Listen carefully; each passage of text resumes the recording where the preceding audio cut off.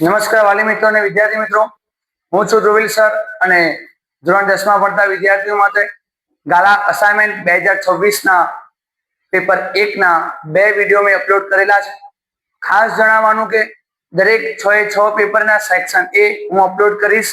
સાથે સાથે જે BCD છે, દરેક પેપરના BCD માં જે પ્રશ્નો આકૃતિવાળા છે, કેસ સ્ટડી હશે કે પછી કોઈ દાખલા હશે, એવું અહીંયા વિડીયો મારફતે હું સોલ્વ કરાવીશ. તો હજી સુધી જો તમે મારી ચેનલને લાઈક ના કરી હોય, સબસ્ક્રાઇબ ના કરી હોય તો કરી લેજો. અને ખાસ તમારા વિદ્યાર્થી મિત્રો જે 8મામાં ભણતા હોય, 9મામાં ભણતા હોય અને 10મામાં ખાસ મોકલજો બેટા આ વિડીયો. કારણ કે ધોરણ 8માં હું સેમ 2 આખું લઈને આવી રહ્યો છું. ધોરણ 9માં હું જે હવે બીજી પરીક્ષા આવશે એમાં વિકાસ અસાઇનમેન્ટના વિડીયો બનાવવાનો છું, તેમજ વાર્ષિક પરીક્ષાના પણ બનાવવાનો છું. અને ધોરણ 10માં જે તમે ભણો છો, વિડીયો જોઈ રહ્યા છો, ગાલા અસાઇનમેન્ટના 6 ચેપ્ટરના વિડીયો આવશે. સાથે સાથે બીજા પણ પ્રકાશનોના આપણે અહીંયા વિડીયો યુટ્યુબ ચેનલ પર આવશે. તો ખાસ બધા શેર કરજો. તો ચલો આપણે શરૂ કરીએ. આજે ગાલા અસાઇનમેન્ટ એનો પેપર નંબર 2 છે, દેખાય તમને? ચલો, આપણો એક જ ટાર્ગેટ છે કે ગુજરાતના દરેકે દરેક બાળકો વિજ્ઞાનમાં 24 માંથી 24 લાવે. ઓકે, તો ચલો આપણે શરૂ કરીએ. પહેલો, પ્રોપેનોનમાં કયો ક્રિયાશીલ સમૂહ આવેલો છે? હવે જો આ બેઝિક વસ્તુ શીખવાડી દો, એકલો જવાબ પર નહીં દો. પહેલો સમૂહ હતો આપણને યાદ હોય તો આલ્કોહોલ. આલ્કોહોલ, આનું સૂત્ર શું? OH. ચલો, ખબર પડી ગઈ. ચલો, એના પછી આવે આલ્ડીહાઇડ. એમાં શું આવે? CHO. એના પછી જઈએ તો કાર્બોક્સિલિક એસિડ. કાર્બોક્સિલિક એસિડ, એનું સૂત્ર છે COOH. બેટા આવો કોઈ પણ MCQ આવે ફરીથી આલ્કોહોલ માટે શું વપરાય? OH.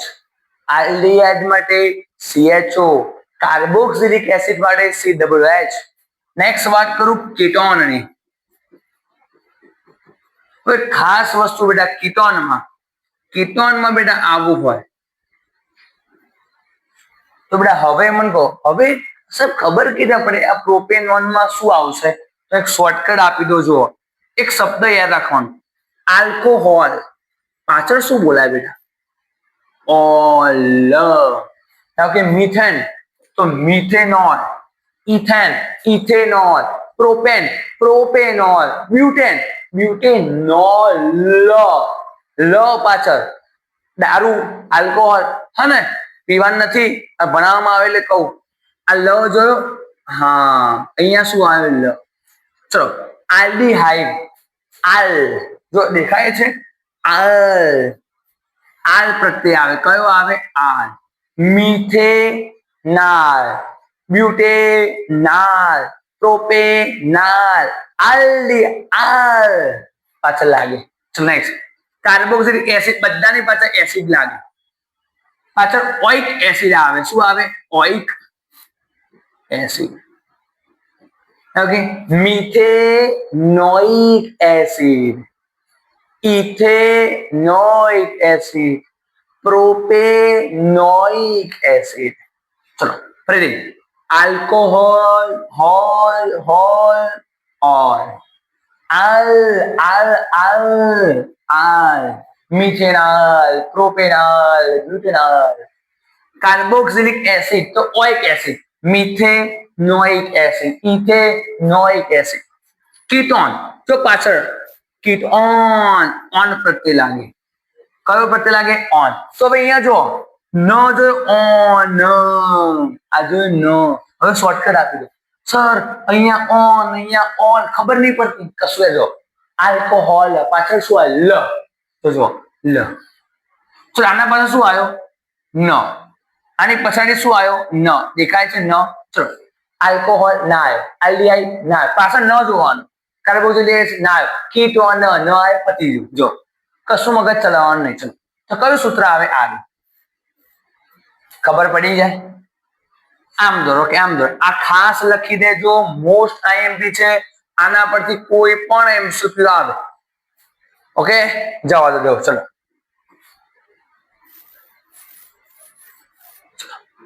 નેક્સ્ટ વાત કરીએ, નીચે અમે કયો કૃત્રિમ સૂચક છે? કૃત્રિમ. ચલો, હળદર કયો સૂચક કહેવાય? કુદરતી. કુદરતી. ડુંગળી, ડુંગળી આવે ધાણેન્દ્રિયમાં. લિટમસ, આ મોસ્ટ ટાઈમ એમ લિટમસ કયો છે? કુદરતી છે. ફિનોલ્ફથેલિન કૃત્રિમ છે. તો હવે બેટા મન કહો, કૃત્રિમ સૂચકમાં કોણ આવે? કૃત્રિમ, આ દેખાય જો ફિનોલ્ફથેલિન. હવે છોકરાઓ ક્યાં અટવાય? લિટમસ. સાહેબ લિટમસ પેપર, પેપર તો માણસ બનાવે. અરે એવું નથી. લિટમસ પેપર જે લાઇકેન માંથી બનાવવામાં આવે, રસમાંથી બનાવવામાં આવે, તો એ કુદરતી થઈ જાય. હળદર કુદરતી, ડુંગળી પેલા વિડીયોમાં ભણેલા, ડુંગળી છે, વેલીના અર્ક, આવા બધા લવિંગનું તેલ, આ બધા ધાણેન્દ્રિય વાસ બદલે.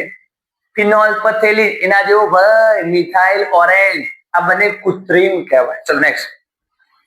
બહુ જબરજસ્ત બેટા હવે લઈને આવ્યો તમારી સમક્ષ. ચલો ખાસ ધ્યાન આપજો.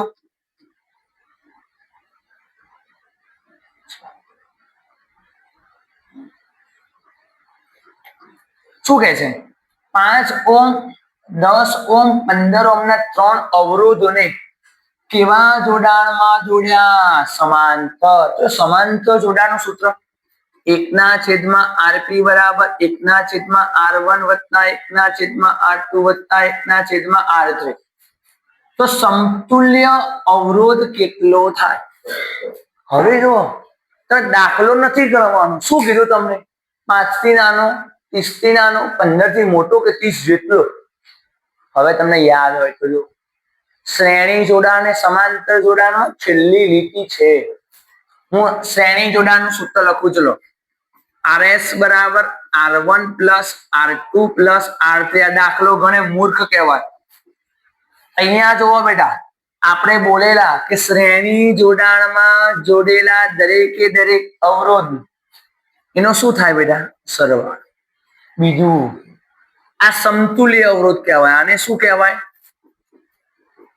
સમતુલ્ય અવરોધ. સમતુલ્ય અવરોધ RS નું મૂલ્ય આમાંથી જે મોટું હોય ને એના કરતા પણ કેવું આવે? મોટું. સમજાવો સાહેબ. ચલો આને શ્રેણી જોડાણમાં ગણો દાખલો.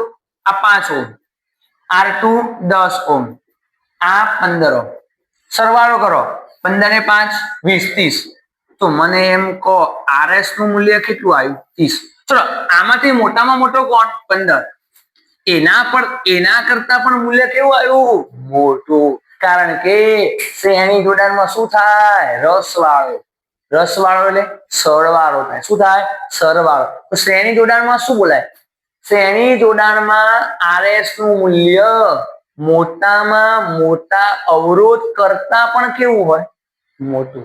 તો ઊંધું સમાંતર જોડાણમાં આ RP નું મૂલ્ય નાનામાં નાના અવરોધ કરતા પણ કેવું હોય?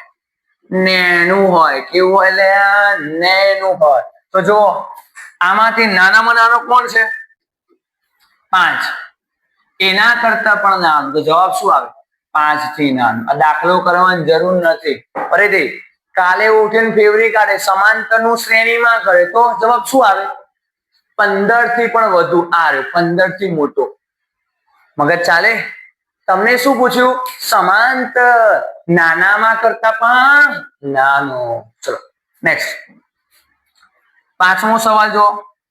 મહેશ એક કાગળ સળગાવવા માટે માચીસ નથી. એના પાસે માચીસ છે જ નહીં ભાઈ. નીચે આપેલ પૈકી શેનો ઉપયોગ કરીને તે દિવસે તે કાગળ સળગાવી શકે? બધાને ખબર લે. પેન્સિલ, બિલોડી, કાચ. ખબર છે ને? બિલોડી કાચ. બિલોડી કાચ કોનો બનેલો હોય? બહિર્ગોળ અરીસો, બહિર્ગોળ લેન્સ. બહિર્ગોળ લેન્સ. કેમ સાહેબ આવું? તો આકૃતિ દોરું જોજો. હવે ગોખવાનું નથી. કેમ આવું સાહેબ? સમજો. ધારો કે આ તમારો બહિર્ગોળ લેન્સ કોની મદદથી કાગળ સળગાવી શકે છે? એનો મતલબ સૂર્યપ્રકાશના કિરણો આવે. આ તમારો O, F1 to F1, F2 to F2. ચલો હવે મને સૂર્યપ્રકાશ આવે અનંત અંતરે તો કઈ બાજુ પડે? F પર. અનંત અંતરે તો અહીંયા કેન્દ્રિત થાય એટલે પુષ્કળ પ્રમાણમાં ઉષ્મા ઉત્પન્ન થાય એટલે તમારો કાગળ સળગી છે. હવે તો આ તો MCQ માં આવ્યો, પણ તમને એવું પરીક્ષામાં એવું કે એક ધોરણ 10 માં ભણતો વિદ્યાર્થી એના બધે લાઇટર નથી, દિવાસળી નથી, પણ તે કાગળને સળગાવે છે તો આની આકૃતિ દોરો. તો મગજ ચલાવવાનું, બહિર્ગોળ લેન્સ આવે, વસ્તુ ક્યાં અનંત અંતરે, પ્રતિબિંબ ક્યાં F2 પર. કેવું પ્રતિબિંબ મળે? વાસ્તવિક અને ઉલટું, અને બિંદુવત મળે. મગજ ચાલે ને? આવો પ્રશ્ન બી છે, MCQ પૂછી લીધો, આવો પૂછે છે માં પ્રશ્નમાં. ચલો આગળ. આ તો 100% આવડે. સામાન્ય દ્રષ્ટિ ધરાવતી વ્યક્તિનું સ્પષ્ટ દ્રષ્ટિ અંતર, સ્પષ્ટ કેમ લા? હવે નજીકનું અંતર જોજો, નજીકનું બિંદુ કે નજીકનું અંતર કે આ તો સ્પષ્ટ અંતર કે તમારે લખી દેવાનું 25 સેન્ટીમીટર. જોજો ફેરવી ના દે. અને દૂરનું બિંદુ કે દૂરનું અંતર કે ત્યારે આવે અનંત અંતર. તો હવે અહીંયા જો 25 સેન્ટીમીટર ક્યાં છે? સી જવાબ. Okay, next. ચલો. બજારમાં મળતા અથાણાના સંગ્રહક તરીકે ખાલી જગ્યાનો ઉપયોગ થાય. બધાને ખબર, ચેપ્ટર નંબર 4 માંથી આવી નાની નાની લીટીઓ આવવાની છે. એને શું કહેવાય? શેમાં સંગ્રહ થાય? Acidic acid. એસિડિક એસિડ નું સૂત્ર CH3COOH. ખાસ યાદ રાખજો, અથાણામાં સંગ્રહક તરીકે. બીજું, વાગે ને ચેપનાશક તરીકે ઇથેનોલ. ખાસ યાદ રાખજો, હું તમને કહી દઉં ચેપ્ટર નંબર 4 માંથી. પહેલા તો કાર્બોક્સિલિક એસિડ ના, કોના બેટા? કાર્બોક્સિલિક એસિડ એટલે ઇથેનોઇક એસિડ ના ગુણધર્મો તૈયાર કરી દેજો, અને ઇથેનોલ ના ગુણધર્મો. આમાંથી MCQ આવે ને આવે. તો કફ સિરપ બનાવવા માટે કોનો ઉપયોગ થાય? ઇથેનોલ નો. આવા બધા પ્રશ્નો આવશે. ખાસ આ ખાદ્ય સંગ્રહ તરીકેનો મોસ્ટ આઈએમપી. એટલે ખાસ કહું છું, એક ઇથેનોઇક એસિડ ના ગુણધર્મો અને ઇથેનોલ ના ગુણધર્મોથી MCQ દર વર્ષે આવે છે. ચલો, ટાઈમ બગાડ્યા વગર અહીંયા જોઈએ ફટાફટ આપણે.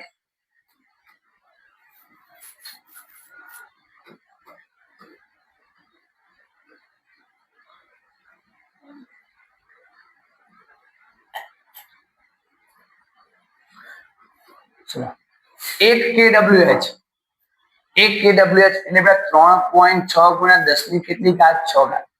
જો પર્ણરંધ્રને ખુલવા કે બંધ થવાનું નિયમન કોણ કરે? રક્ષક કોષો. વિચારવાનું, આપણા સોસાયટીમાં રહેતા હોય તો ગેટ ખોલે બંધ કોણ કરે? વોચમેન. શું કરે? આપણી રક્ષા કરે, રક્ષક કોષ. નેક્સ્ટ, આનુવંશિકતાનો અભ્યાસ મોસ્ટ આઈએમપી. આનુવંશિકતાનો અભ્યાસ કોને કર્યો બેટા? મેન્ડલે. કોને કર્યો? મેન્ડલે. વટાણાના છોડ લીધા હતા કે નતા લીધા? અને એક ઊંચાઈના અભ્યાસો કર્યા, અને એક આકાર રંગ બીજના અભ્યાસો કર્યા. ખાસ બધા યાદ રાખજો, જે મેન્ડલના 2 પ્રયોગ છે ને એમાંથી 100% MCQ આવે. અને ખાસ કરી દેજો, આપણે આવશે બધું કરાય છે. તો લેન્સના પાવરનો એકમ શું બેટા? ડાયોપ્ટર. અને હવે મને કોઈ કહેશો, લેન્સના પાવર માપવાનું સાધનનું નામ શું? Same, dioptre metre. શું બોલાય? Dioptre metre. આગળ વધે. ચલો, શિશુ અને કલાઈ ની મિશ્ર તો ખાલી જગ્યા છે. એટલે સાહેબ આવું તો પહેલી વખત આવ્યું. તો મેં તમને પહેલા વિડીયોમાં વાત કરેલી. જો, શિશુ એટલે લેડ. આવું ભણાયેલું મેં. શિશુ એટલે લેડ. એનો મતલબ આ 3 માંથી લેડ શેમાં? સાહેબ આ બ્રાસ ખબર નહીં પડતી, જવા દે. સાહેબ બ્રોન્ઝ હારવો ખબર નહીં, ગુજરાતી આવે, ઇંગ્લિશ ખબર નહીં પડતી, ચાલ જવા દે. પણ સોલ્ડર તો ખબર છે ને. શું ભણ્યા સોલ્ડરમાં? સોલ્ડર કોને મિશ્ર? લેડ અને ટીનની. લેડીસ લખાઈ ગઈ, ડખો છો. લેડ વત્તા ટીનની મિશ્ર હતું. હવે મને કહો, લેડ એટલે શિશુ થઈ ગયું. તો મને એમ કહો, શું આવે લે? આ જવાબ આવે. આ 2 માંથી એકેમાં લેડ નથી. સોલ્ડરમાં લેડ ધાતુ આવેલી છે. જો શોલ્ડરમાં લેડ, તો લેડ તો થઈ ગયું. હવે યાદ રાખવા નવી ટીનનો બીજો શબ્દ શું? કલાય. ટીનનો બીજો શબ્દ કલાય. હવે જો વિદ્યાર્થી મિત્રો ધારો કે આવું પરીક્ષામાં MCQ આવે, તમે જવાબ નથી આવડતો, તો જે નથી આવડતો ને એને ક્રોસ મારો. સિસ્ટમ આને કહેવાય એલિમિનેશન મેથડ. કઈ મેથડ કહેવાય? Elimination method. જો 11-12 સાયન્સ ની મેથડ શીખવાડો. ચલો, તમને ખબર છે બ્રાસ નથી આવડતો, નિકલ. પ્રોન નથી આવડતો, નિકલ. હવે શોલ્ડર, તો શોલ્ડરમાં ઊંડા ઉતરો. શોલ્ડર બરાબર લેડ વત્તા ટીન. લેડ એટલે શીશું, એનો મતલબ શોલ્ડરમાં હોય તો આમાં આવ્યું ને, તો જવાબ શોલ્ડર. ચલો દે. શોલ્ડર નું ગલનબિંદુ ઊંચું હોય, ખોટું. શોલ્ડર નું ગલનબિંદુ કેવું હોય બેટા? નીચું. હવે કેમ નીચું હોય? વેલ્ડિંગ કરવા માટે. શું કરવા માટે? વેલ્ડિંગ કરવા માટે. સાચો જવાબ શું આવે? શોલ્ડર નું ગલનબિંદુ નીચું હોય. કેમ નીચું હોય? વેલ્ડિંગ કરવા. નેક્સ્ટ, પુરુષમાં. ઓકે ચલો, પુરુષમાં એક રંગસૂત્ર X હોય, બીજું Y હોય. Y હોય ને બેટા એ નાના કદનું હોય. X એ સામાન્ય કદનું, એટલે કે એક જાતનું કહે તો મોટા કદનું હોય. તો અહીંયા તમે શું કીધું છે? જો પુરુષમાં Y રંગસૂત્ર સામાન્ય, Y સામાન્ય એટલે ખોટું. ઓકે, આ ખાસ લખી દેજો, આવશે કામમાં. ચલો, લાલ રંગના પ્રકાશી તરંગ લંબાઈ ભૂરા રંગના પ્રકાશી તરંગ લંબાઈ કરતા 1.8 ગણી હોય. વિધાન કેવું બેટા? સાચું. આ તો છે. ક્યાં આવે? સ્વચ્છ આકાશ ભૂરા રંગનું દેખાય એ પ્રશ્નમાં. નેક્સ્ટ, જો દ્રાવણની pH નું મૂલ્ય 7 થી 14 જાય, 7 થી 14 જાય. જો આપણે દોરીએ pH માપક્રમ, તમને ખબર ના હોય તો કહી દો.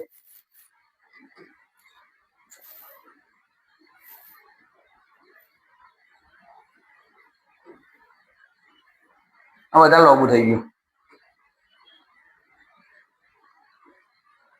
આ તમારું 7, આ 0, આ 14. આને દોરવું હોય તો બધા આવી રીતે દોરે. આનો મતલબ શું બેટા? જો અહીંયા H પ્લસ ની સાંદ્રતા કેવી હોય? વધુ. H3O પ્લસ વધુ, આ બધું વધુ. અહીંયા OH નું વધુ, બધી જગ્યાએ OH વધુ. તો હવે મને એમ કહો, જો લખેલું છે અહીંયા 7 થી 14 સુધી આવે, એનો મતલબ 7 થી 14 અહીંયા. તો એવું શું છે કે દ્રાવણમાં H પ્લસ આયનની સાંદ્રતામાં ઘટાડો થાય છે.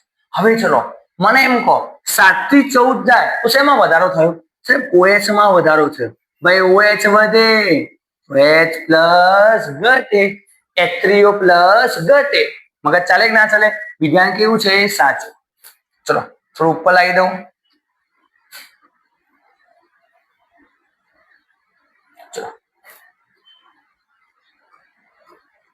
શું કે છે?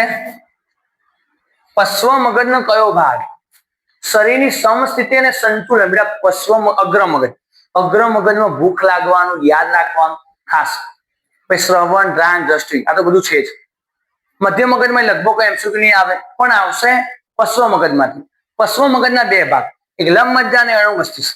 લંબ મજ્જામાં અનૈચ્છિક ક્રિયા, આપણી ઈચ્છા મુજબ ન થાય તેવી ક્રિયા. કોણ કોણ આવે? ખાસ યાર, લાળ રસનું ઝરવું આવે ને આવે. લાળ રસનું ઝરવું એ કઈ મગજનો કયો ભાગ સાથે સંકળાયેલી છે? લંબ મજ્જા. રુધિરનું દબાણ, ઉલટી થવી, શ્વાસોશ્વાસ થવા, ઉરોદલ પ્રનું ઉપર નીચે થવું, આ બધું જ અનૈચ્છિક, આપણી ઈચ્છા મુજબ ન થાય, પણ સમસ્થિતિ, આપણું બેલેન્સ રાખે. અનુમસ્તિષ્ક. કયો ભાગ? અનુમસ્તિષ્ક. નેક્સ્ટ, લક્ષણોનું આનો જવાબ શું આવે? અનુમસ્તિષ્ક. જો તમે ચાલી રહ્યા છો તો મગજનો કયો ભાગ જવાબદાર? અનુમસ્તિષ્ક. હું અત્યારે ઉભો રહીને ભણાવું છું, કયો ભાગ? અનુમસ્તિષ્ક. તમે પેપરમાં લખી રહ્યા છો, અનુમસ્તિષ્ક. કારણ કે એ વખત તમે બેલેન્સ જાળવી રહ્યા છો. પણ મને એમ કહો, આવો MCQ આવે, કોઈ માણસ આલ્કોહોલ પીને રસ્તામાં લથડિયા ખાય છે, ડાન્સ કરે, ડીજે વગર ડાન્સ કરે, તો બેટા મને એમ કહો, તો એ વ્યક્તિમાં કયો ભાગ કામ કરતો બંધ થઈ ગયો છે? અનુમસ્તિષ્ક. મગજ ચાલે ને? નેક્સ્ટ, કારણ કે એમાં સમસ્થિતિ હોય ચાલે. હા, તો આ પાછળનો ભાગ અનુમસ્તિષ્ક બંધ થઈ જાય. નેક્સ્ટ, લક્ષણો એક પેઢીમાંથી બીજી પેઢીમાં, બધાને ખબર, આનુવંશિકતા. ચલો ખોટી આ જોવાનું ખોટી જોડ. ચલો નેત્રમણી આ તે લેન્સ સંકળાયેલો હોય સાચું. નેત્રમણી એ જ આપણો લેન્સ કહેવાય. બે નામ એક જ છે. નેત્ર પટલ આંખનો પડદો હરખું જ છે નામ. સિલિયરી સ્નાયુ એનું કામ કીકી છે? ના ભાઈ ના, આ વિધાન ખોટું છે. આપણે શોધવાનું શું છે? ખોટું. નેક્સ્ટ જો તમે દેખાતું હશે, હું વિદ્યુત પરિપથમાં વહેતા વિદ્યુત પ્રવાહનું માપન કરું છું. મેં ગઈકાલે કરાવેલું, યાદ હોય તો ફરીથી કરાવી દઉં. જોજો યાર, તમારા માટે આપણે કેવું છે વિદ્યુત સ્થિતિમાન એટલે કે વોલ્ટેજ. વોલ્ટેજ માપવા માટે વપરાય વોલ્ટમીટર. વિદ્યુત પ્રવાહ માપવા માટે જોજો વિદ્યુત પ્રવાહ માપવા માટે આવે એમીટર. અને ખાલી વિદ્યુત પ્રવાહની હાજરી માપવી છે. આ ખાસ શબ્દ ફક્ત હાજરી માપવા માટે ગેલ્વેનોમીટર. ફરીથી વિદ્યુત સ્થિતિમાન તો શું આવે? વોલ્ટમીટર. વિદ્યુત પ્રવાહ માપવા માટે એમીટર, હાજરી માપવા માટે ગેલ્વેનોમીટર. હવે બીજું, વોલ્ટમીટર ને કેવી રીતે જોડવામાં આવે? સમાંતર. એમીટર ને શ્રેણીમાં જોડવામાં. ઓકે ચલો, તો અહીંયા હું કયું સાધન છું? શું આવે? એમીટર. આવો નેક્સ્ટ બેટા સ્લાઇડમાં. પરાવર્તિત ક્રિયા. ચલો ફટાફટ. પરાવર્તિત ક્રિયામાં કોણ આવે? કરોડરજ્જુ. અનૈચ્છિક ક્રિયા, અનૈચ્છિક લંબમજ્જા. દ્વિતીય પોષક છોકરાને આવું આવડતું નથી તો જો હું પહેલા લખાઈ દઉં છું. પહેલા શું આવે? ઉત્પાદક. એના પછી તૃણાહારી. એના પછી નાના માંસાહારી. એના પછી મોટા માંસાહારી. ચલો હવે મને કહો, આ કયું સ્તર? પ્રથમ પોષક સ્તર. આમાં બધા ખોટું લખીને આવે. આ કયું પોષક સ્તર? દ્વિતીયક પોષક સ્તર. આ કયું પોષક સ્તર? તૃતીય પોષક સ્તર. અને આ કયું? ચતુર્થ પોષક સ્તર. હવે મારે લખવું છે ઉપભોગી. ઉપયોગ કરે. આને કોઈનો ઉપયોગ કર્યો? ના. સૌથી પહેલા આને કહેવાય પ્રથમ ઉપભોગી. આને કહેવાય દ્વિતીય ઉપભોગી. અને આને કહેવાય તૃતીય. કોખવાનું છે જ નહીં લ્યા. તો મને એમ કહો, દ્વિતીય પોષક સ્તર. દ્વિતીય પોષક સ્તર ક્યાં ગયું? અહીંયા. એમાં શું આવે? પ્રથમ ઉપભોગી. તો ક્યાં ગયો? પ્રથમ એટલે પ્રાથમિક. તૃતીય પોષક સ્તર કોણ છે? દ્વિતીય ઉપભોગી. દ્વિતીય એટલે આવડે કે ના આવડે સ્ક્રીનશોટ લઈ લેજો. આનો ગોખવાનું છે જ નહીં. પણ તમે સર આવું ક્યાં લખવું? આંગળી બધી શીખવું છે તો આવી જાઓ જ્ઞાન જો તમે. અને એક શોર્ટ કરે આમ આંગળી મૂકે ને મારો જ્ઞાન જોતો છોકરો એટલે એને ખબર પડી જાય કે આમાં કયું પોષક કરાવશે. ઓકે, તો રાધે રાધે, જય શ્રી કૃષ્ણ. આ વિડીયોને અહીં અંત સુધી રાખું છું. બોલો અંબે માત કી જય. બોલો ધ્રુવીલ સરના વિજ્ઞાનની જય.